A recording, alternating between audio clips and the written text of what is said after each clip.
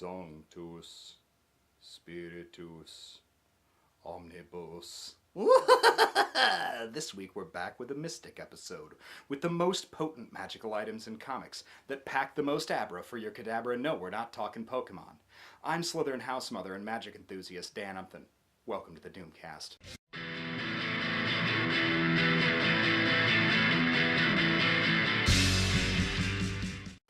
First on the list, and probably one of the most familiar, but probably the weakest, the Eye of Agamotto sees all. It can see through any kind of enchantment and magic of any kind, and it can emit an all-revealing light or provide some kind of instant replay of things that might have just happened near it. It also allows someone to read another person's soul, not just their thoughts, but actually see through them as they see. While it's powerful, it's just not as damaging as some of the other potential items on this list. So it still makes the list, but it's just not usually used for offense. Next, it's the Starheart. Hey, it's a giant rock that fell to the earth and consumed Alan Scott and made him the first Green Lantern. That chunk of rock is nice in that it keeps him unnaturally young and basically forever, and lets him do basically anything that he wants with the magic ring and lantern that's forged from it. But it's also kind of weird in that it sort of has a will of its own, and it's not always really nice. In a recent Swamp Thing miniseries by Len Wein, who is the creator of Swamp Thing, Matt Cable convinces Alec Holland to use the magical hand of Fatima to reverse the change which made him into the Swamp Thing and let Matt Cable take his place. This thing can apparently do just about anything, but it can only be used once and only once, and it can't be reversed. Spoiler, they use it again and it gets reversed. Before he had Mjolnir, Thor used the might of Jarnbjorn, an axe of immense power. But in a battle with Ensabanur, Apocalypse, during the Viking Ages, that led to him enchanting the axe with his own blood to damage the celestial armor that Apocalypse wore. And that was all against the advice of his father Odin, who told him that it would lead to a curse in the future. The axe is still around and wielded by the now unworthy Thor Odinson, but it was used at one point by Apocalypse's children to murder a Celestial so that the incredibly powerful Celestial Exitar would come and murder the Earth. So yeah, listen to your dad. Tony Stark's no magic having armor ass needs to step up his goddamn game!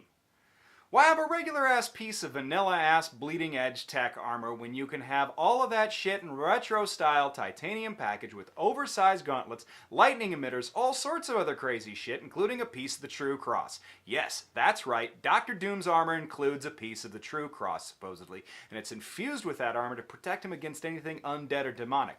Oh, and if that's not enough, at one point Dr. Doom decided that in order to gain armor of immense power that's made of leather, magical armor, he would murder the only woman that he ever loved as a sacrifice so that it could get turned into armor, which he used once.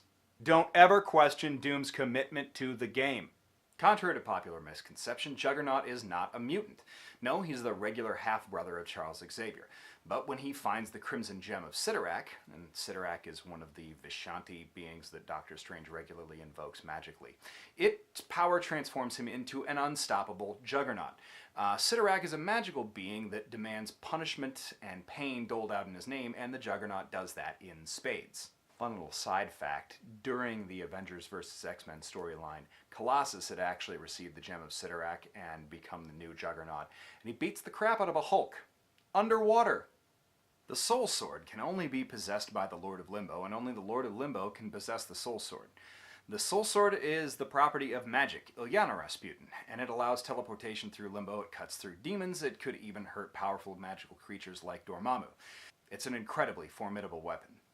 Nico Minoru's staff in the Runaways and in A-Force is powered by blood, and the magical power of the staff is limited only by how much blood is actually spilled. Aside from her own regular power of being able to cast any spell but only once and never being able to cast that same spell twice, it makes her one of the most powerful magical combatants in Marvel Comics, period. The Helm of Fate is possessed by the ancient Lord of Order Naboo. The helm chooses its wearer and provides all of the powers of Dr. Fate, including flight, massive magical power, near invulnerability, and more. In the future, the books of magic show that the helm becomes corrupted and willingly forces human beings to put it on just so that it can devour their very souls. Such is the incredible and deadly power of fate. Is there even a question? The Rock of Eternity has got to be the most powerful magical object in comics, period. It's the home of the wizard Shazam, from whom Captain Marvel and Black Adam draw their power.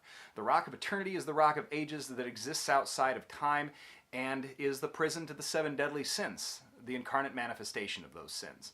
You think Thor's hammer throws off lightning? This thing pumps out lightning like nobody's business, and then some. It's the nexus of magical power in the DC universe, and it's basically at the center of the cosmology, according to Grant Morrison's map that he released in Multiversity.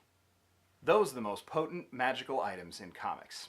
Tune in next week when we talk about a quick crash course on how to get into comics if you've really never read a whole lot of anything. Thanks. We'll see you next week.